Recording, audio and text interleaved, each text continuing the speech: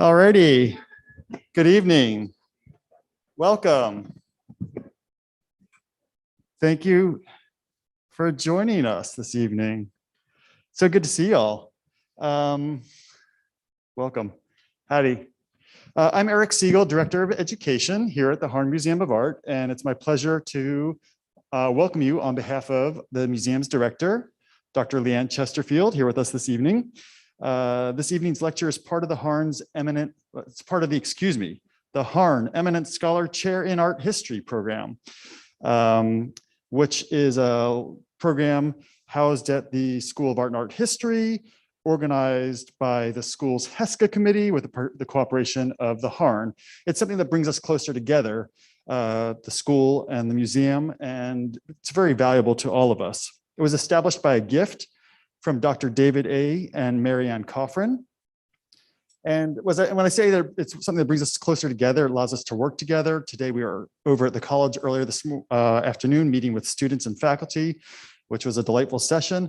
It also reflects the occasion of this lecture, which is the exhibition Shadow to Substance, which again represents the close collaboration between the college and the museum. Shadow to Substance was co-curated by Carol McCusker. I'm not wearing my glasses, so maybe you're right here. The Harn's curator of photography, along with the assistant professor, Portia Moore, assistant professor of museum studies in the, shout out to Portia, yes, in the college, in the School of Art and Art History, as well as Kimberly Williams, a doctoral student in the UF English department. A great collaboration. The exhibition is still on view through February 27th, and I encourage you to view it. It's a photography exhibition that focuses, it takes a, as the curators say, a long historical arc looking at African-American history through photographs, both from the Harn's collection and from the Smathers Library, and also through contemporary images by Black photographers working today. Really a wonderful selection of art. I'm getting a little echo somewhere. Are we hearing that? Is it just me? Thank you, Derek. Feedback is very welcome. It's my real pleasure to introduce Professor Cheryl Finley. She's the HESCAH supports scholars and critics and curators and museum professionals, and she's all of those. She wears many hats, incredibly impressive. She's a scholar, a critic, and a curator of historic and contemporary Black images and particularly photography. She holds a PhD from Yale in African American Studies and in art history, as well as a BA from Wellesley College in Spanish. She, as I say, wears many hats. At Cornell, she's currently on leave through spring 2023. She's associate professor in the Department of the History of Art and Visual Culture. But she is also at Spelman College as a distinguished visiting professor in the Department of Art and Visual Culture there. Very importantly, she is currently the inaugural director of the Atlanta University Center, it's a big mouthful, the Atlanta University Center Art History and Curatorial Studies Collective, which is really an innovative and impressive program that is working with students from the 4 area historically Black universities and colleges to galvanize them as young art historians, young museum professionals, young art professionals. It's really exciting what she's doing there. As a scholar, one of her very important books is Committed to Memory, The Art of the Slave Ship Icon from Princeton, 2018, an in-depth study of an image that is probably now familiar to almost all of you, of a plan of slaves packed terribly into a slave ship. And she explores not just that image, but how it's echoed historically since 1788 when it was created through contemporary art. I think we're going to see some of that tonight in her talk. You took them out. Oh, they're so wonderful.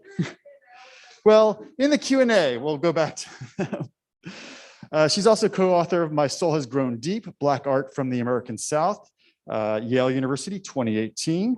Teenie Harris, photographer, An American Story, Carnegie Museum of Art, 2011.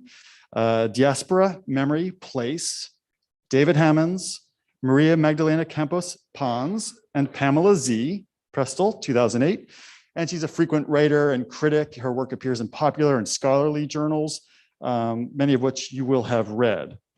Her current research examines the global art economy, focusing on the relationship among artists, including, among artists, museums, biennials, and migration in a book project, Black Art Futures, which we will be hearing about tonight. You didn't take that out, I don't think. Lastly, I'll mention that in addition to her curatorial work, her scholarly endeavors have been supported by the Ford Foundation, the American Council of Learned Societies, the Center for Advanced Studies in Visual Arts, CASVA, and the National Gallery of Art, among many other prestigious funding granting sources. So please join me in welcoming Dr. Cheryl Finley.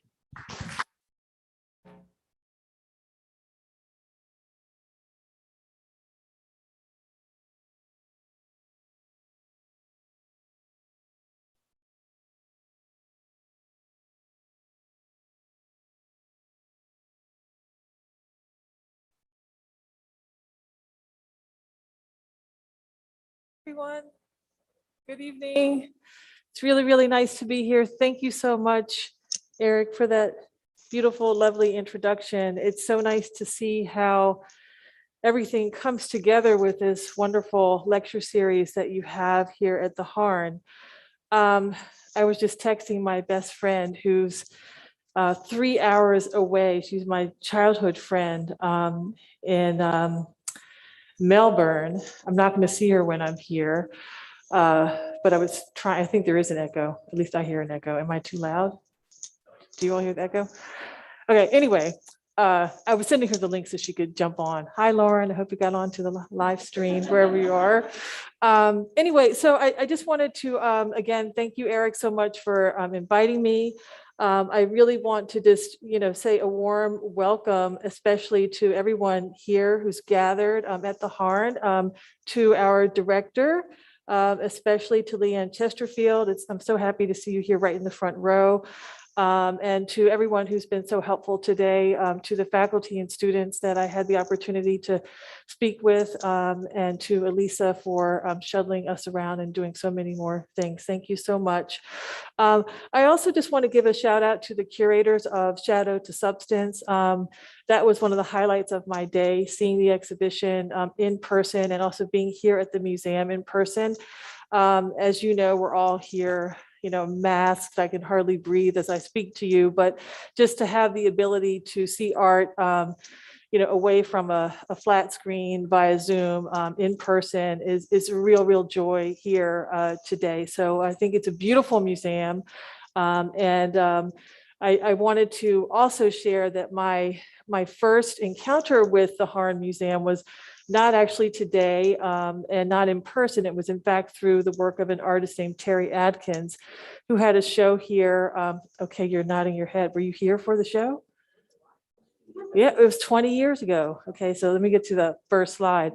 So, but before I do that, I am going to say that I am, okay, where should I aim this, Eric? Hello.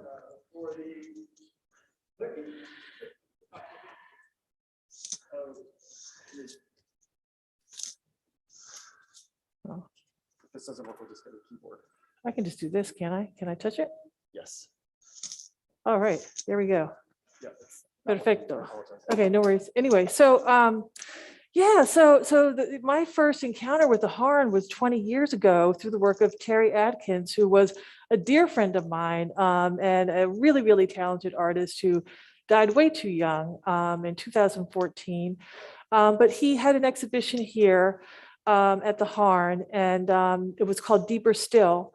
And this is what the image I'm showing you here is a collection from his 4-channel video installation. And these are just stills from the video installation. The exhibition that was here was one that was part of a series that he had been working on for some time, really trying to do sort of speculative work, reimagining work, memory work on the work of John Brown, the great revolutionary abolitionist of the 19th century, known for his raid on Harper's Ferry in 1859. And so in this iteration that he brought to the Harn, which was right after 9/11. Okay. And so it was just, if you can imagine, those of you in the room who are old enough to imagine like all the things that were happening in our country, or if not even globally at that time, as well as, even in the state of Florida, I think there were some hanging chads somewhere too. But when he brought this here, it was really trying to kind of push forward to imagine, what if John Brown had been successful, right? What if he didn't get stopped at Harper's Ferry? What if he had been successful and he pushed on, he pushed forward, he continued to collect more soldiers, right? More African Americans, more Native Americans, more European Americans, more people who had come to aid him in his revolutionary efforts.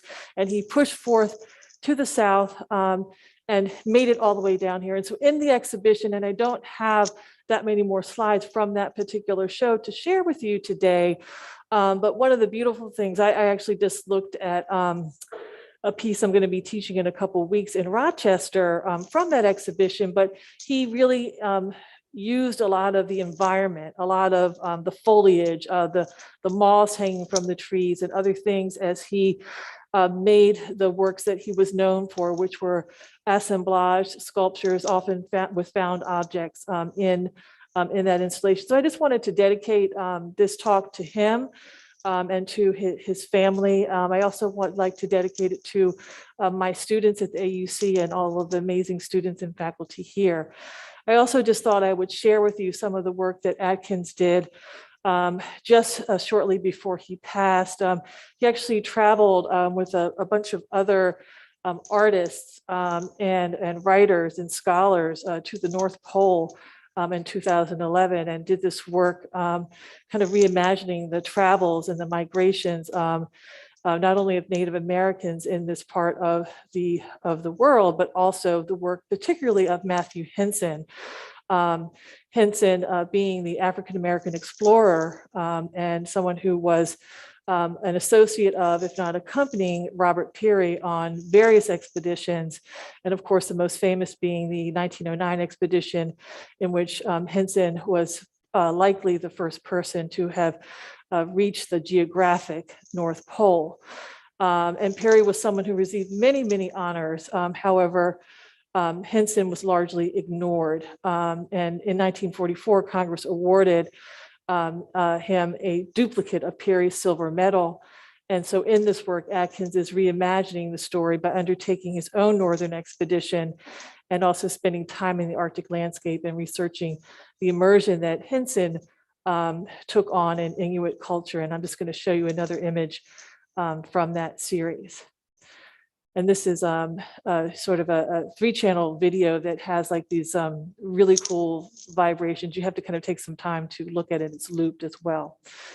So I'm going to begin today talking about a number of different sections of a project that I've been involved in for about the past 2 to 3 years called Black Art Futures. It's a project in which through work with my students and work with the program that I'm associated with, which is a program that's really charged with revolutionizing the way in which African-American students are able to enter into art world professions and leadership professions in the museum, in the academy, in curatorial practice, through innovative curriculum design and mentorship. And it's a really, really wonderful program. I have to say, I'm really, really proud of it. And I believe that it's a program that is answering the study that was done by the Mellon Foundation in 2015 and later in 2018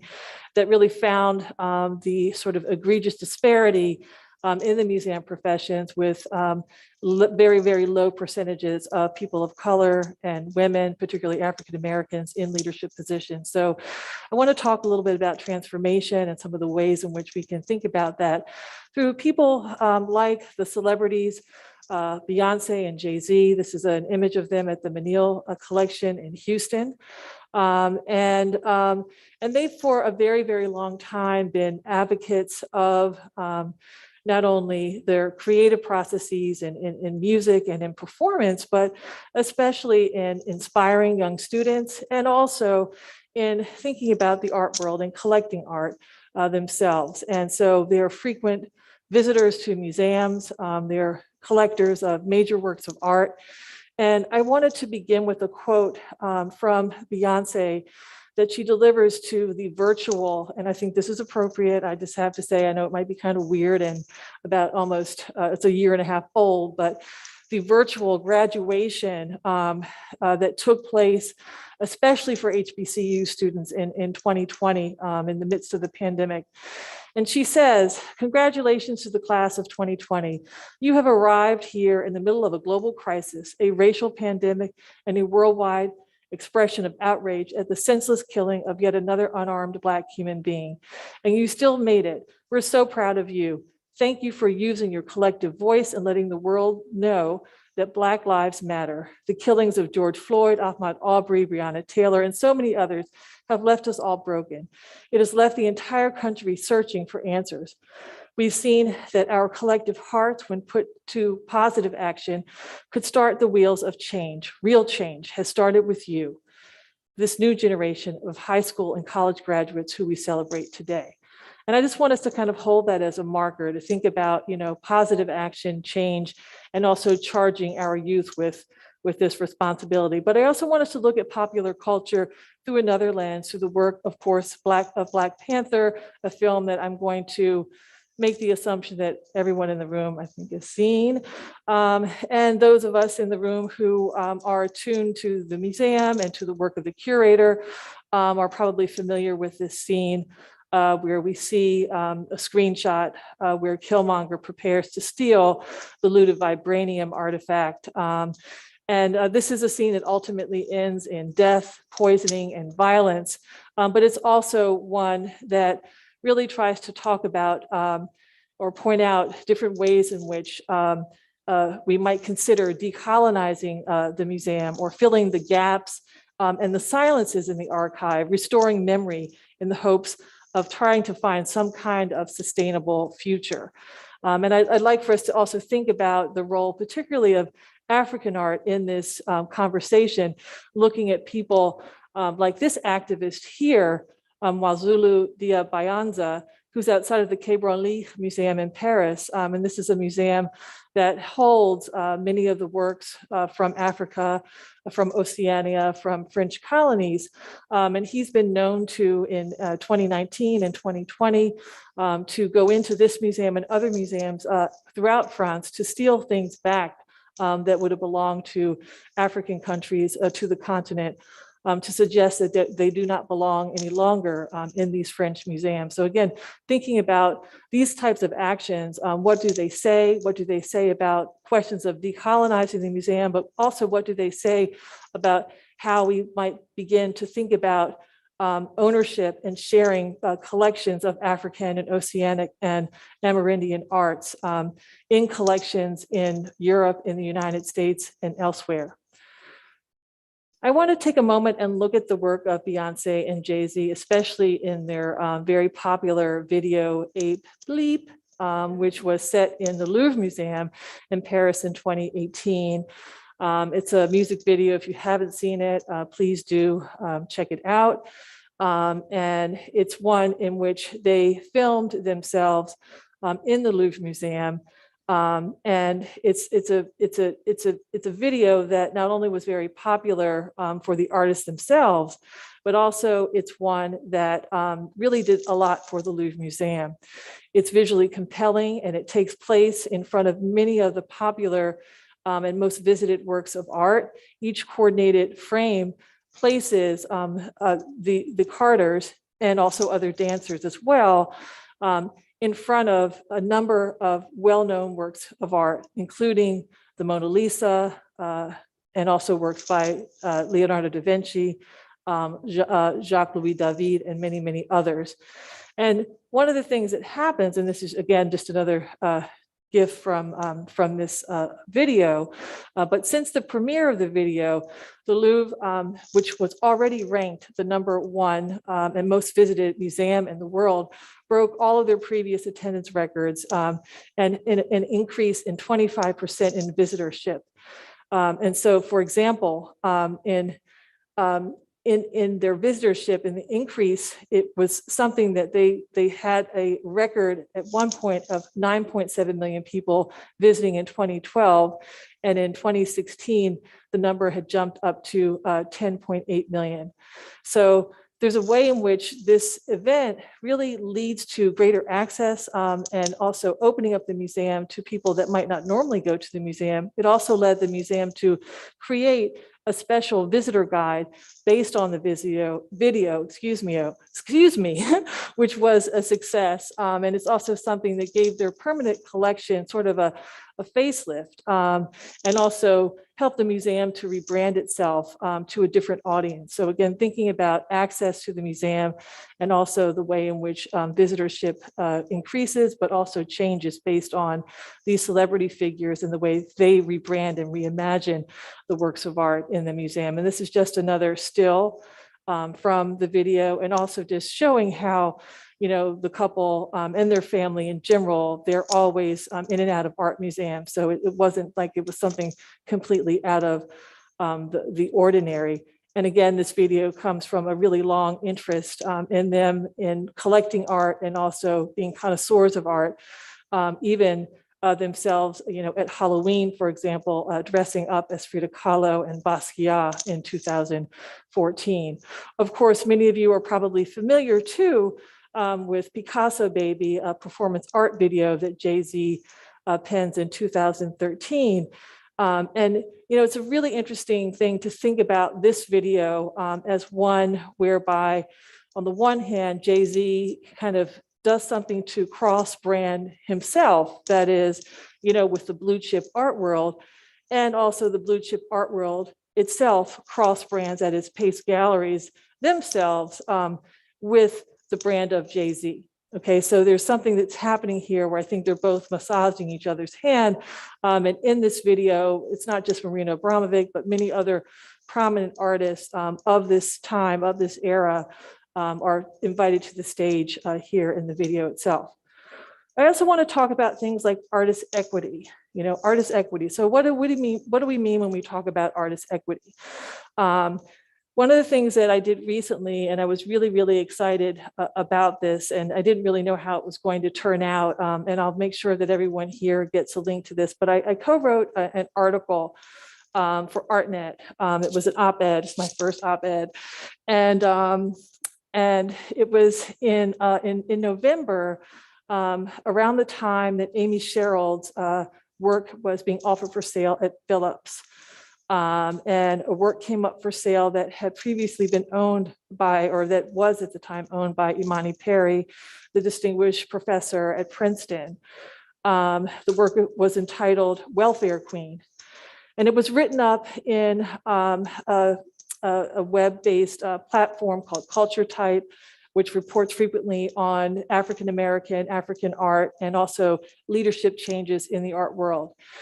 And a friend of mine sent me the write-up. I usually get it, but I just hadn't opened it up. And she said, oh, you should check this out. And I looked at it and I started thinking about it. Amy Sherald is someone who actually happens to sit on our advisory board for the AUC Art Collective, but it has not been the first time that she's created a work of art, and it has been sold and then resold at auction or through another private sale at a much higher price. But she, as the artist, doesn't necessarily in any way reap sort of the difference between what she originally sold it for and what it ultimately sells for on the secondary market. And so here, that's an example of artist equity. And we were in our co-authored op-ed, which included myself, a scholar, Amy Whitaker, who's at NYU, one of my students at the Art Institute of Chicago, Christian Reeder, and then another student of mine who's now at Cornell, Lauren Van Haften Schick. We really tried to talk about how it's important to think about putting into place systems that enable artists to maintain ownership in some fractional way of their work, even once it's sold. And I can talk about this maybe more in the Q&A, but the idea is in some sales, for example, you might have an auction whereby sellers work with buyers, and the buyers have to agree to, in an instance, not sell the work for a certain number of years. And if they do, and when they do, they might have to give the buyer, they have to give the artist, thank you, the artist, a certain percentage of that sale, right? So that's one of the things that we're talking about with regards to artist equity. And some of the people who've been champions for a really long time with artist equity include people like Swizz Beatz, who runs the No Commission sale, and is also someone who's in charge of the Dean collection. That's his own collection, and he runs this sale at Art Basel Miami Beach every year, and has been someone who's been inspired by, of course, people like Kehinde Wiley, and really tries to think about ways to help to promote contemporary artists and enable them to have a bigger piece of the pie. I think it's also, when we're talking about sort of the economics of it all, it's important to talk about the art market, and sort of this is some statistics that are a little bit old from 2008 to 2018, but looking at the way in which some of the 5 best-selling artists at auction, we'll notice that they include people like Mark Bradford, Glenn Ligon, Kerry James Marshall, Julie Meritu, and David Hammonds. But that there's a way in which this market still is top heavy, and that even though there are individual recent successes for people like Amy Sherald, sort of the increased mainstream gallery support of Black artists is something that people are talking about as well. And even the efforts of celebrities like Beyonce or Swizz Beatz or Jay-Z to acquire and promote Black art, most African-American artists still today, their sales in the secondary market remain in a really dismal state. In fact, the market heavily supports the work of people like Basquiat, and also some of the pictured artists here on the slide. But most other African-American artists rarely push past the $100,000 mark. And we won't even start talking about the $1 million mark. So I think there's a lot to talk about in terms of not just artist equity and advocacy, but also how some of these numbers or the way that artist sales are talked about might be seem to be a little bit skewed.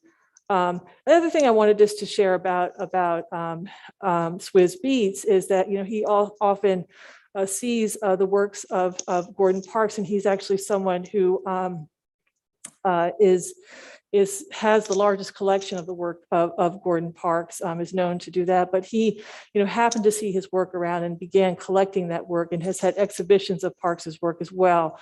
So this point here is to think about the way certain collectors who advocate for contemporary artists are also thinking about the work of artists who have passed on, artists who, like Gordon Parks, for example, who not only was known for his fashion work, but also who was someone who did a lot in terms of advocating for social justice, especially when he worked for the Farm Security Administration and the Office of War Information in the mid and early 1940s. Another really exciting person to point out too is Destiny Ross Sutton. She's quite young, and she's made headlines over the past 2 summers when she's organized a couple of online sales at Christie's called Say It Loud. That's the branded name of this sale. And it's a sale where she does use smart contracts. This is the type of contract that would be where a seller has to agree to hold on to a work of art for a certain number of years. And if the work is to be sold, that a certain percentage has to go back to the artist. Again, this is something wherein she's trying not only to promote the works of up and coming artists through auction, but also to prevent people from speculating on African-American art, which is something that is happening and continues to happen. Oopsie. So I wanted to go to the next section and talk about something else that is part of this project. And it's really thinking about, if we're going to talk about a future, we need to talk about how we can build a foundation. And sometimes these foundations are actually, quite brick and mortar. Here we see Titus Kaphar, the MacArthur Genius Grant artist, known for his figurative works that really try to sort of peel behind histories, layered histories, to tell new and different narratives. And this is his Next Haven that was designed and opened in New Haven, which is a really wonderful space for artists, for training young artists as well, and also for really thinking about having a space where a community can come together and not only learn, but exhibit, and also to mentor other artists. And if you haven't ever seen his TED Talk, which is titled Shifting the Gaze. It was released in 2017. If you've never taught it, if you're a teacher in this room, please share it with your students and check it out yourself. It's something really to kind of think about, not only with regards to his method, but also in terms of thinking about the gaze in painting, but also how we can shift the gaze and learn from trying to suggest new narratives, trying to really elevate and show people who are actually right before our eyes. When we talk about building a foundation too, as I was saying, again, it's not always going to be something that's brick and mortar. Carrie Mae Weems, actually well before someone like a Titus Kaphar, even before a Mark Bradford, we're going to see some of his work in just a minute, she began a project called Social Studies, which is not actually a brick and mortar project. It's a project that kind of moves around the country.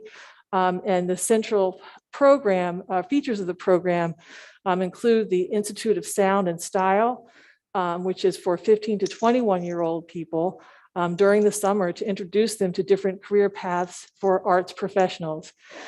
She's also done other works that relate to not only crises and violence, but also crises in public health, including this campaign here that we see to promote wearing masks for COVID safety. So there are other examples, even with people like Julie Meritu, that include not necessarily the brick and mortar. But if we do talk about brick and mortar, another central place too is the work of Mark Bradford, the large scale abstract painter. This is his Art Plus Practice, which he opened in the Leimert Park neighborhood, a historically Black neighborhood in Los Angeles, in an Art Deco building that sits on the corner of 43rd Place and Degnan Boulevard. And this opened in 2015, and they continually have exhibitions there in collaboration with local universities, as well as the Getty Research Institute. It's an exhibition space for museum curated contemporary art and public programs. But it's also a space that helps to foster youth where they can receive life skills, training and access to housing opportunities, and also even individualized education and employment. So it's a place that serves multiple different purposes. Even if you're someone who needs to have help, say, on getting your resume rewritten, this is a place where you can go to do this type of work. And it's really set right into an exciting and vibrant community. And it's also, I think, a cornerstone that's really trying to help to push back the gentrification that's happening nearby.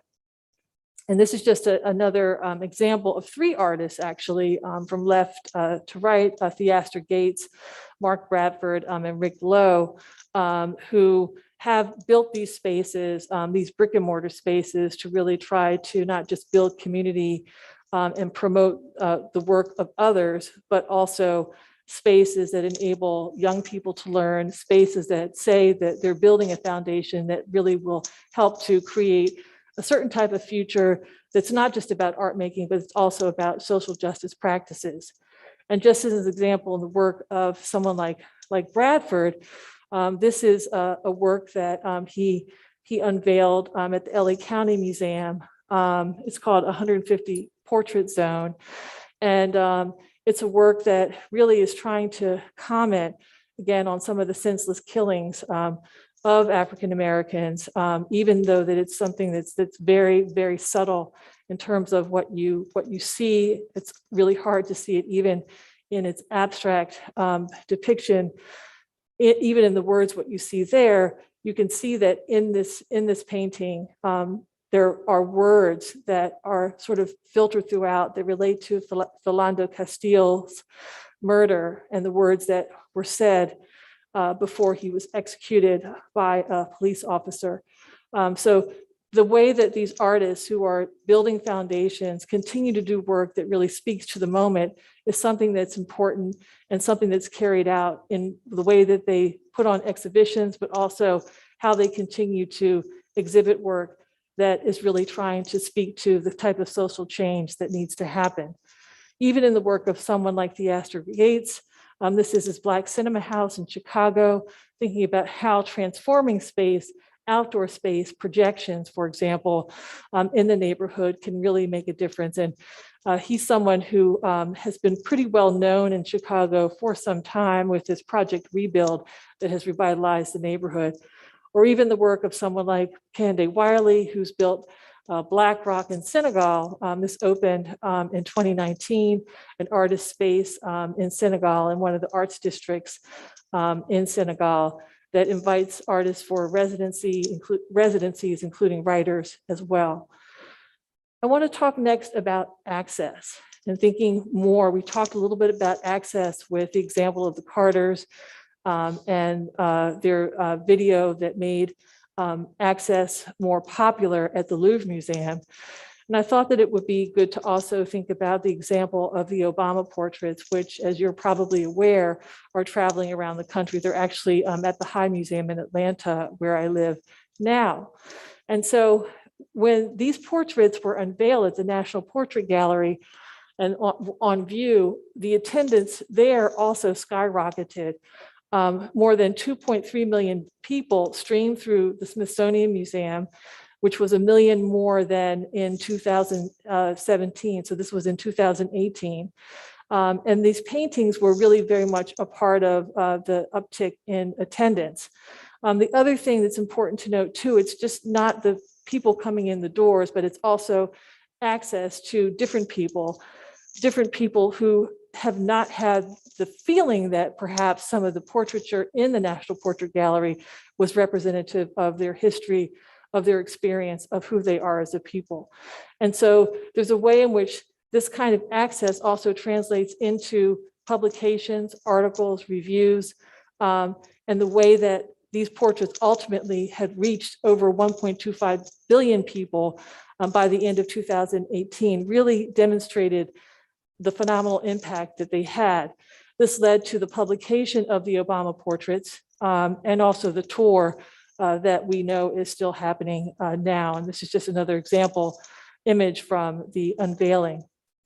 Another exhibition that I wanted to point out too, and I don't know if anyone here had the opportunity to see this, but a really phenomenal show called Les Modèles Noirs, which was curated by Denise Morel, a graduate of Columbia University, and on view at the Musée d'Orsay. It broke all records by all means. It was one of the biggest the biggest blockbuster they ever had, and really changed too the way that they thought about not only the kinds of exhibitions that they mounted, but the way that they might go back into their archives to see what they might tell, to see the different kinds of narratives that they might tell. And with this exhibition, one of the things that Denise Morel wanted to know about was, who are the models? Who are these Black models that we see in all these famous paintings, all the famous Impressionist paintings? Who are these models? And the answer, she said, was actually quite simple. She said, if you just go into the records at the d'Orsay, at any of these museums, that you can actually find. She was able to do the work, to do the research. She was able to find the names of the models. She was able to figure out that actually some of the models lived in the same neighborhoods as the painters, and they were actually friends, which is why some of them appeared in some of the same paintings over and over again. So this was a hugely popular exhibition, again, that led to not only a change in access, but also a change in attendance and the way in which the museum thinks about the kinds of shows that it might do, and also how valuable information has been hidden in plain sight in the records, and that people need to ask different questions to think about different narratives that they might want to tell. Other things that we talk about too, just in terms of thinking about access, is access to leadership roles, access to being able to tell new stories.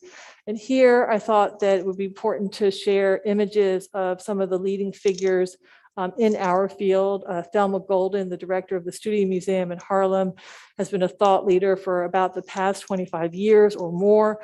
Probably early on best known for her Black Male exhibition at the Whitney Museum of American Art. And Erin Christovale, an associate curator at the Hammer Museum at UCLA, is an up and coming curator and thought leader as well. So to think about, the kinds of people who are in positions of leadership to be able to either direct or to tell the stories, to create the exhibitions, and to make things possible for future leaders and future students. Other things that have happened in the last couple of years are the kinds of moments of iconoclasm that we saw around the world and even around our country, where many monuments were toppled. But we've also seen questions that have been posed, questions like, what efforts are you making towards decolonizing? These are questions that are directed towards museums. Or what percentage of Black art do you have in your collection?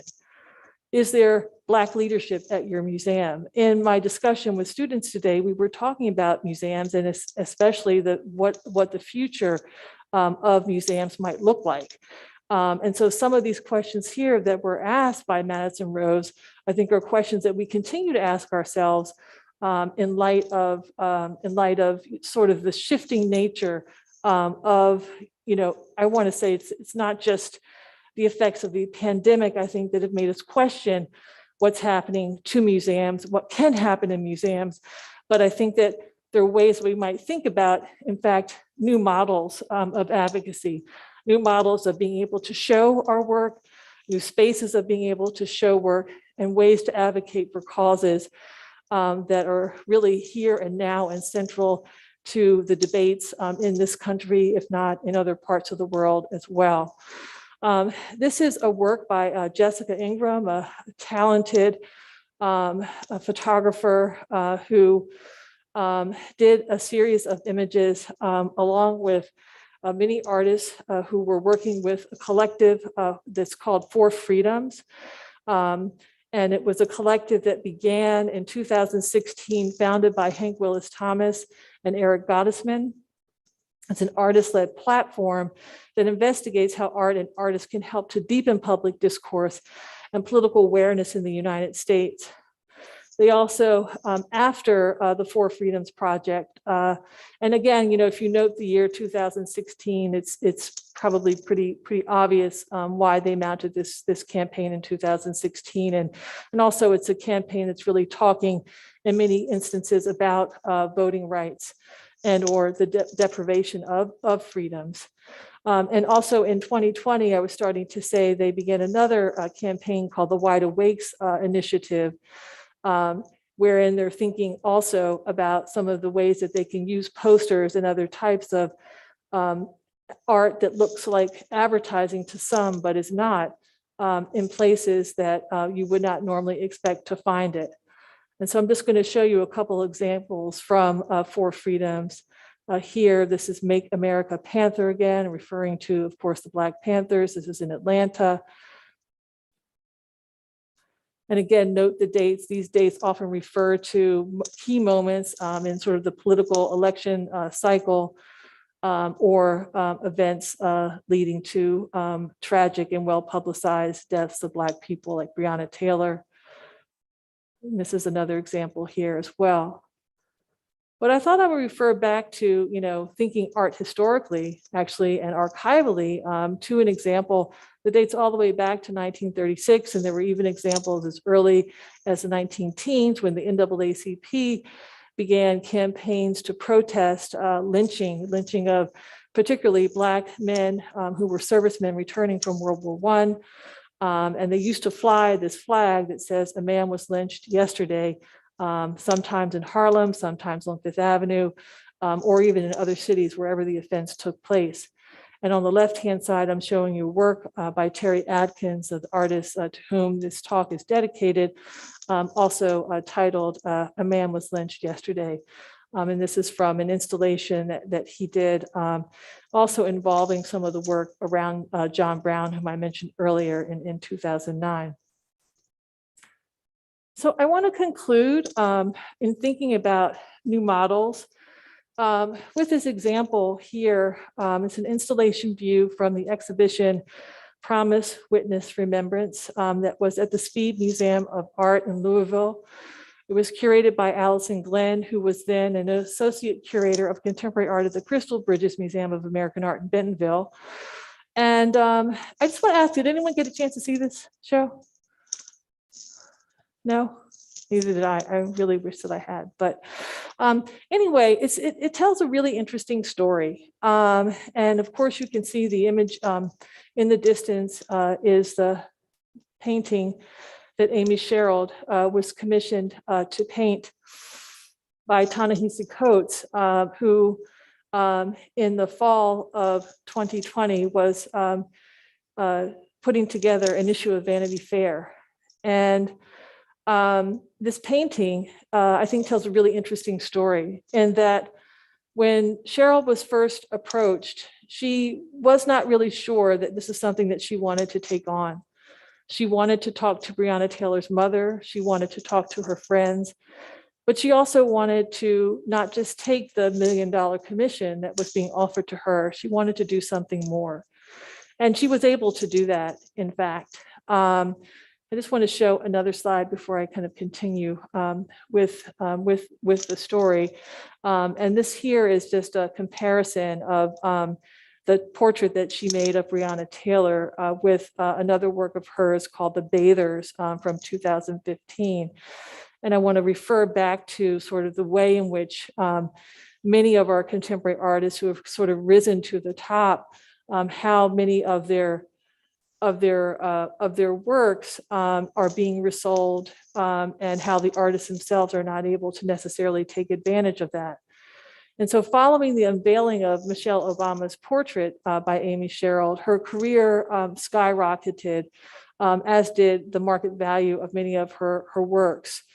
And it turns out that Mrs. Obama's portrait was, in fact, her first commissioned painting. The second one here is the one for the Vanity Fair cover in the fall of 2020. And one of the things that she was really thinking about too is being able to create a painting that would have been in her spirit. The flowing blue dress, the blue background, those were colors that Taylor herself loved. She's wearing the engagement ring that she would have received from her boyfriend before her untimely murder. And also, she thinks about this being a painting that creates a certain type of contribution to the movement and to activism. She also cites the issue editor Coates as, quote, the only reason she accepted the commission. And she said that questions of ethics in particular come to the forefront as many family members of the unfortunately famous victims of police violence examine how so-called activists and artists and various personalities often seek to profit and gain from their loss. And so one of the things that Cheryl does with this painting, she does accept the commission, obviously, because we see the painting before us. She consults with the family, she consults with her friends, she also hires a Black designer to design the dress that is in the portrait that you see here before you.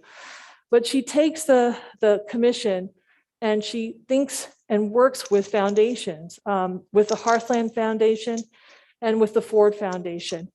And when she works with Heartland and Ford, together they purchase the painting, and they purchase the painting for the speed and also for the National Museum of African American History and Culture. It's co-owned, and it was on view at the Speed first, and then at the National Museum of African American History and Culture in Washington, DC.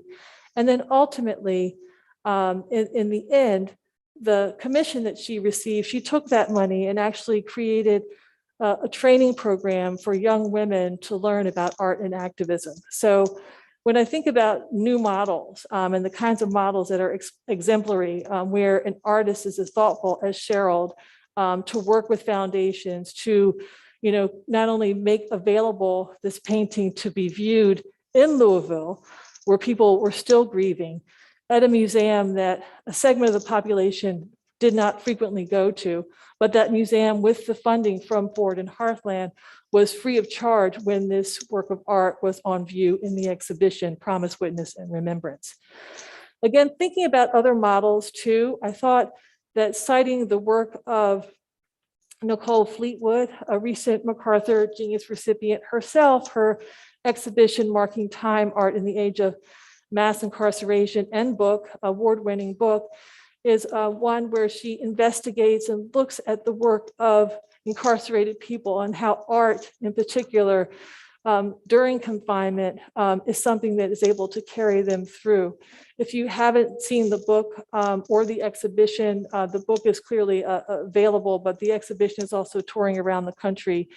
And just thinking again about, well, what's a different model?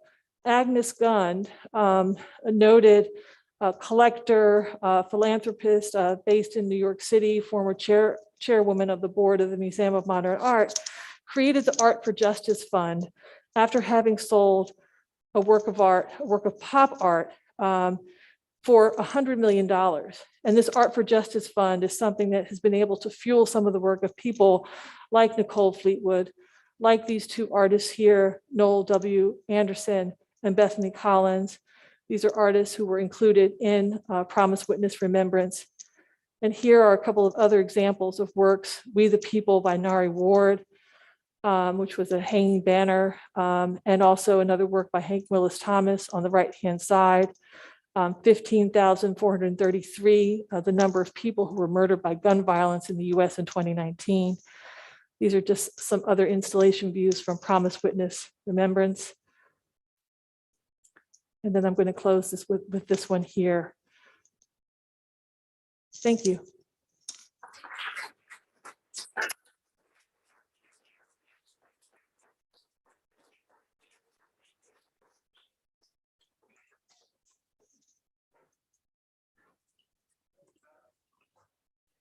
I'm happy to take any questions. We have two microphones, Telephone and Anna. We'll be glad to run two raise your hand. If you like.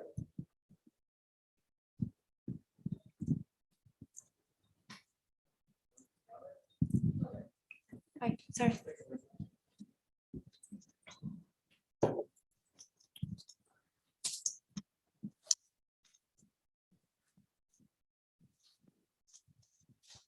Yeah, thank you so much for your talk tonight. It was really lovely to hear about so many really different ideas pulled together under a single kind of rubric. My question is a little bit raw, but it has to do with the role of celebrity in the sort of intersecting ideas that you talked about tonight. So do you have thoughts about the role of celebrity either within the art world or within the sort of pop culture writ large, and the way in which there's this kind of, seems to me, a bit of a paradox between thinking about folks who have become so wealthy that their lives are completely divorced from the everyday experience of normal people as being the entry points for access when we think about questions that we might often think about in terms of like how everyday folks might gain access to things that they don't have access to. But it does seem like there's this sort of give and take and two sides to a coin. So I just wondered if you had more thoughts about that and the role of celebrity and as it pertains to the stuff you shared with us tonight. Thank you. Thank you. It's a great question. And I think that you, in a way you kind of answered the question, which is to say that it truly is a paradox. And I think if we look at the example of, say, the 8 Bleep video, Jay-Z, Beyonce, I think in that example, I think one of the things that we have found, or that I've looked at, is the number of people who actually follow them on Instagram. If you were to follow her on Instagram, for example, she always is posting herself in front of a work of art. And so there's a way in which, while we might say, okay, she's not necessarily, and I'm not, don't quote me on this, but I don't know what she has or hasn't funded, what she's done, what they've done, as a couple to fund any type of initiative. I know some of the inspirational words she said to graduates and other things, but I think that they together, through their example, are inspiring regular, ordinary people to think about art, to learn about art, to know about art, so that if she poses in front of a Picasso or a Da Vinci, that's going to expose someone who may not have known about who that artist was to the works of those, of those artists themselves. And, I think some of the examples that I showed today are examples of them going into, the major European museum, the Louvre, but there are other examples when you look at Lemonade, for example, her Lemonade album, and the way in which she really cuts in, to try to make a critique of what didn't happen in New Orleans after the hurricane, and a critique of the lack of a response of the state to the loss of life, and to making lives better even afterwards, in sort of the cleanup, if you will. So I think it is, like you said, it's kind of a double-edged sword, but I think in terms of raising awareness, and if that sometimes can translate into access, like for example, using a guide based on their works of art, one might say, well, maybe does it benefit the Louvre more because their viewership is up, therefore their revenue is up. I don't know, maybe it makes some segments of the population who never really felt welcome, because access is also about feeling welcome, perhaps feeling like one can belong or relate to a work of art or a collection that's there, that the narrative that they imagined and invented based on those works of art that they interacted with is something that resonated with people who wanted to come in and learn about the work based on what they learned either in the video and also what they've seen in the museum itself. You're welcome. Thank you. Good evening. Thank you for the talk and Thank you. the ideas and concepts. I'm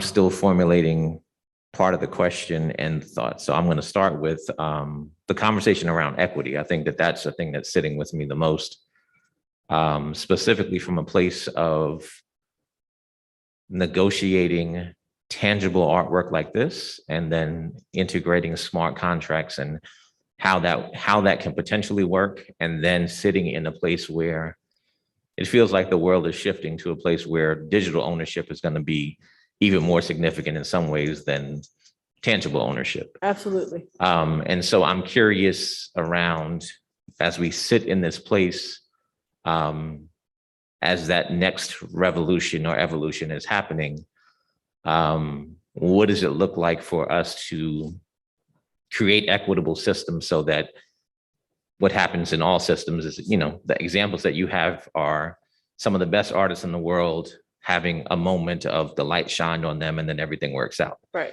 What about the 5,000 artists that are behind them that don't have the platform of the Obama saying, Right. come and paint my portrait? What does it look like for them in those spaces? And then the conversation around representation in technology in general. I'm struggling, and I heard you say smart contract if something happens after a certain time period, but I'm still struggling with the concept of how ownership becomes equitable without something that is, yeah, I mean, just. What, I didn't hear what you said. That's what? Without something that is. Without a boom. Yeah, with to a certain extent, without the system blowing up. I'm wrestling also with the conversation around just these works and capitalism being infused into the entire conversation. That the work is created, I've done my job, and then someone is going to profit specifically over that work because they sold it a second and third time. And how does that then not trickle down, but how does any of that come back to those artists in the first place? And so I'm looking at this specifically from a museum, a gallery standpoint, but what is the next iteration of that can be something that at the core is equitable for the artist? Great. No, thank you. Thank you so much. So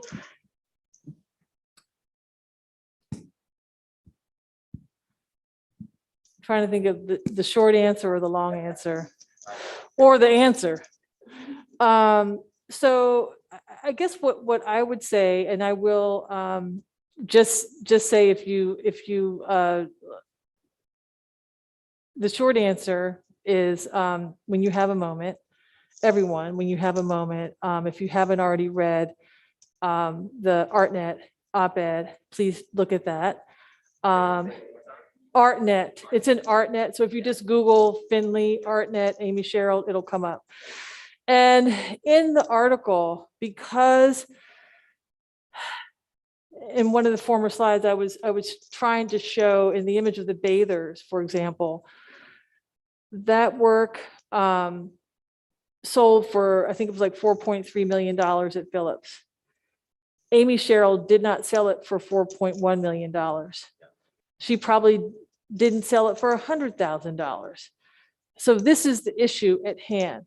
And I think that and there are different ways to try to, to grapple with it. The example that I shared was a smart contract, and there are different forms of smart contracts. A contract that you write that says you have to hold on to the work for X number of years. If you resell it, you come back to me, the artist, or my gallery, give me first right of refusal. And, or you also give me a certain percentage when you resell it. Those are some of the most common examples of smart contracts. I also know of other artists who, for example, say that, and these are some of the artists who are like up there, who say that, if you buy my work, you can't resell it. It has to go to a museum. So that's one of the ways that some artists are actually, dealing with this. But I think those might be artists who may not necessarily, I'm not going to say they don't, everyone always needs a little bit of cash, right? But, so then I think there are other examples too, through Web 3.0 and through, blockchain technologies that are making it possible for artists to write into the sales of their work ways that they can continue to maintain a certain percentage. So if we look at, and again, you're right, we're talking about these tangible, things, as opposed to say, and not to say that a music recording isn't tangible, it is, but I think there are a lot of really savvy younger artists who are not blue chips. These are younger artists who are NFT artists, who are Black and brown, women, gender non-binary, NFT artists who know that they can make art and figure out a way to, share it, to earn a living, or to make something where it's on this distributed network, right? And I think to answer your question, I agree, yeah. Those who are able to get on board with Web 3.0 right now, today, get your wallet, get your Coinbase, and to be able to create digitally, I think that that's what we see in the future. And I'll give another example too. So Dred Scott, the artist, he did a work this past fall called White Male for Sale. It was an NFT. And it was this looping video of a white man, Gen Z, standing there on what looks like an auction block in a Black neighborhood in Brooklyn, wrinkled clothes, whatever. He probably works from home, glasses, and he's just standing there. And so it was put up for sale at Christie's. Now, everyone's probably familiar with the Beeple sale, but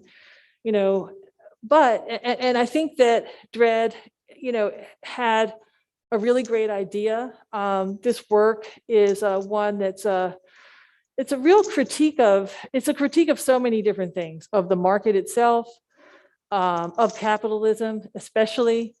It's reference to the art market. I mean, not the art market, to the, it's reference to the, well, it is a reference to the art market being in an actual auction at one of the oldest auction houses in the world. But also it's reference to this gentleman being on an auction block. And I think that, when we talked about it, we had a conversation that was kind of broadcast in advance of the sale. There was a question about, well, what's the estimate? Because usually you have an auction and then, there's the catalog, they write about it, and the estimate $100 to $150, whatever it is. He said that the estimate for that work is calculated based on, I'm going to try to get this right, but the accumulated earnings that a white man aged 18 to 65 or whatever is going to make, no matter what job he does, right? So it's approximately like $2 point something million that he had estimated. And I guess I want to ask, does anyone know how much it sold for? Any guesses?